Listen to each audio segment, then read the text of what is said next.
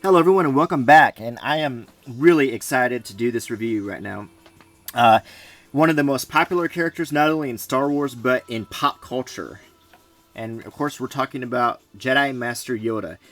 And what I'm going to do is show you the 1980 Yoda. I'm going to show you some of the best upgrades. And I'm also going to direct you to another action figure reviewer who I've been watching recently, who does a phenomenal review of one of these figures. And I want you to watch his review if you get time. And I think it kind of completes the story I'm about to tell. So first of all, let's look at where it all began. This is the 1980 Yoda. And this is just probably one of the best vintage figures ever. It's got all the characteristics of a good action figure. It has a cloth robe, which was a pretty new thing at that time. They were still making the vinyl capes, like Lando Calrissian and so forth. He has a belt that has accurate-looking sort of accoutrements attached. He has a cane and a snake, which was just a nice touch that sort of put the whole figure together. In the face, he looks like Yoda. He looks like the Empire Strikes Back Yoda with a sort of inscrutable smile on his face. They did a great job sculpting him. He does have the removable belt and removable robe. I really don't want to take the figure apart simply because it's in such good condition and it's so old.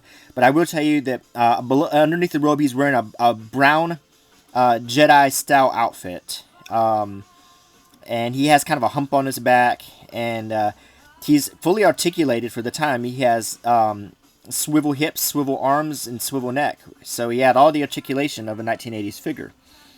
But anyway, this is just one of my favorite figures of all time, and I'm so glad that I have him in such good condition. And I'm going to show you some of my favorite upgrades of Yoda. First of all, this is the Jedi Council Yoda from the Phantom Menace, and I've kept him carded.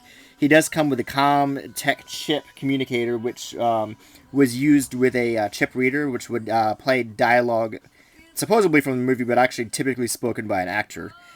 He does have his Jedi Council chair.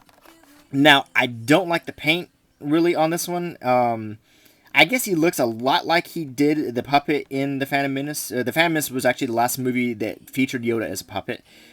But he just looks kind of moth-eaten and just doesn't look right. I mean, I don't like it. Still, it's one I'm keeping card. I'm glad to own the figure, but nonetheless, I just don't like the paint on it. Now, let's move up a little bit to this upgrade, which was for Attack of the Clones. And if I'm not mistaken, this is almost the exact same sculpt as this Yoda, just with a different paint application. A better one. Not quite as moth-eaten and gross-looking. They kind of, cooled it with the gray hair and kind of just put a little bit on the back of his head. He does have the green lightsaber that is magnetically attached to his palm. So, force power. Yeah, that was great. They fortunately stopped using the magnets after a while because I think they were kind of ridiculous. Articulation-wise, swivel neck, ball hinge shoulders, and swivel hips, but his legs are in one piece. So, and he does have the lightsaber. And he can sit in the chair, but not very well. He typically will slide off of it if you display it. But still, nonetheless, I do like this figure. Okay. Here is a Yoda that came with the very short-lived Clone Wars line, where they were outfitted in this sort of battle gear. And this line kind of came and went. They made a Mace, and Anakin, Asajj Ventress, some other characters. Nonetheless, I like the little hover vehicle he's on, because you can. It looks like a little ship, and the legs do spread open to make a platform for Yoda to stand on, which is pretty nice, with some pegs there for his feet. So that's pretty cool. And finally, there's this gimmicky little play. It has a nice playable feature where Yoda levitates from Revenge of the Sith. Can you see that? Let me. It's cheesy, but nonetheless, it's kind of fun. See that? And he has some Force Lightning. I guess Yoda never used Force Lightning, but he has some anyway. Big old hole in the bottom for the shell to be put in, and he has a nice little fighting face, the serious expression.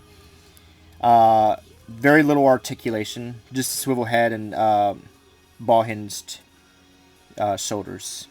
Once again, the magnetic lightsaber that really I hated those. Now I want to show you the original trilogy collection Yoda that was inspired by this 1980 Yoda. First of all, I'm gonna do a little hold-up comparison.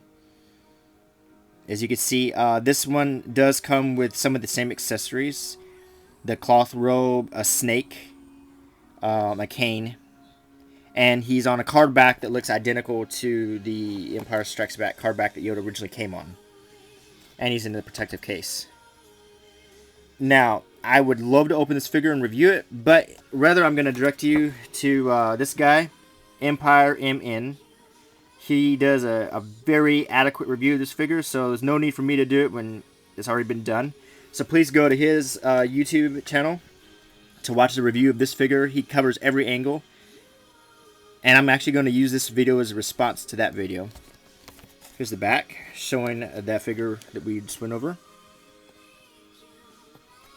Okay, and there's the Lando that I mentioned earlier that I'd like to get my hands on, the original trilogy Lando. So, there you have it. I hope you enjoyed this look at one of the best figures ever, the 1980 Yoda. And please rate, comment, and subscribe. Check out Empire MN's site, and until next time.